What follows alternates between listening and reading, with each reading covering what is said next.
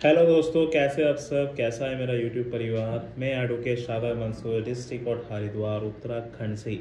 आज हम बात करने वाले हैं रिकवरी एजेंट लोन वसूली के लिए कितने दिन तक आपके घर आ सकते हैं, कितने दिन आपको परेशान कर सकते हैं, और क्या आरबीआई का अपडेट है और क्या रिकवरी एजेंट के अधिकार हैं, वो आपको जानना ज़रूरी है।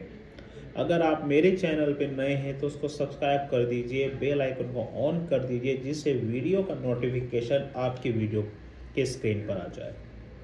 रिकवरी एजेंट के जो कानून हैं, जो प्रावधान हैं आरबीआई ने जो बनाए हैं रिकवरी लेकर, वो आपका जानना बहुत ज़रूरी है।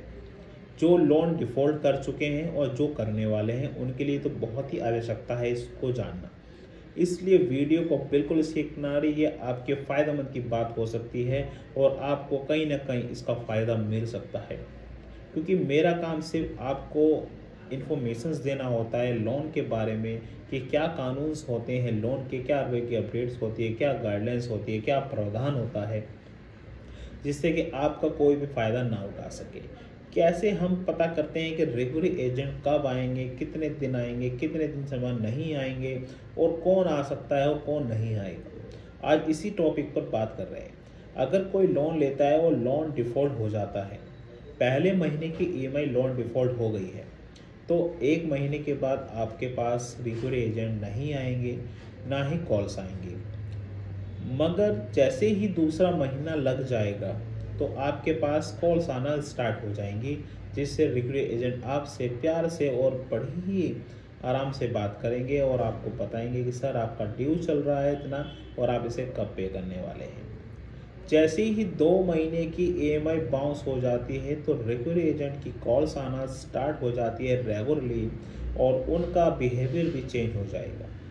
जब ये 3 महीने के बाद रिकवरी एजेंट तीसरा महीना लगते ही वो आपके घर आना स्टार्ट हो जाते हैं, तो सबसे पहले आपको ये जानना है कि रिकवरी एजेंट को लेकर आरबीआई ने क्या क्या प्रावधान बना रखे हैं, जिससे कि आपके घर कोई रिकवरी एजेंट वसूली करने आ रहा है तो आप उससे कैसे बच सकते हो, कैसे उससे निपट सकते हैं। जैसे ही कोई रिकवरी एजेंट आपके घर आता है तो आरबीआई के कुछ रूल्स हैं।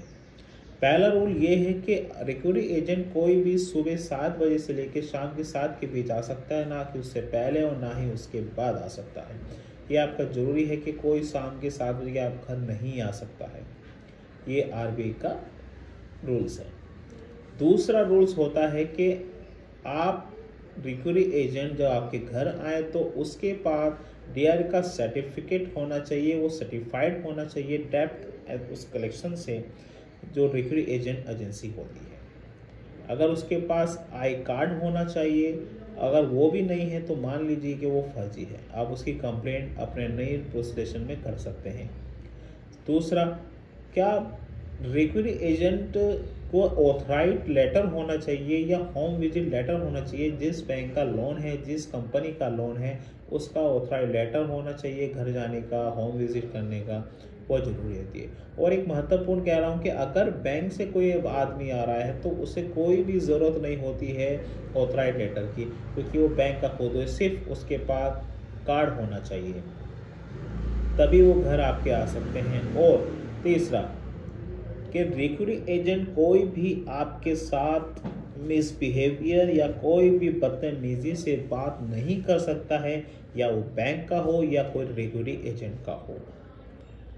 और आप रिकवरी एजेंट की ये चीज़ें हैं, ये 4-5 रूल्स हैं जो आपको जान लिया तो आपके लिए बेहतर होगा, क्योंकि ये रूल्स के अकॉर्डिंग गए तो आप उसकी कंप्लेंट कर सकते हैं, तभी होगा। जैसे ही 3 महीने हो जाएंगे तो रिकवरी एजेंट का आना बंद हो जाएगा, आप पे लीगल नोटिस आने स्टार्ट हो जाएंगे, क्योंकि रिकवरी एजेंट को रिपोर्ट देता है कि सर उसके पास कोई ऐसी व्यवस्था नहीं है पैसे की जो वो आपको दे सके। रिकवरी एजेंट फर्जी ज़्यादातर होते हैं और ये बैंक को पता है, इसलिए वो ऑथराइज लेटर भी इनको नहीं देता है, क्योंकि वो जानता है कि रिकवरी एजेंट बदतमीजी करेगा, उसके खिलाफ कंप्लेंट हो सकती है, वो बैंक नहीं फंसना चाहेगा, इस वजह से ऑथराइज लेटर उनको नहीं दिया जाता है। इसलिए ज़्यादातर ये फर्जी होते हैं, 10वीं 12वीं पास होते हैं और इनको सिर्फ रिकवरी एजेंट को वसूली का पैसा दिया जाता है कि जिस पे परसेंटेज पे तय होती है कि आप इतने पैसे निकाल दोगे तो हम आपको इतने पैसे देंगे, इसलिए ये फर्जी होते हैं। अगर आपको ऐसे भी कोई पाया गया तो आप उसकी तुरंत पुलिस स्टेशन में कॉल कर सकते हैं। ठीक है, रोल कैमरा एक्शन।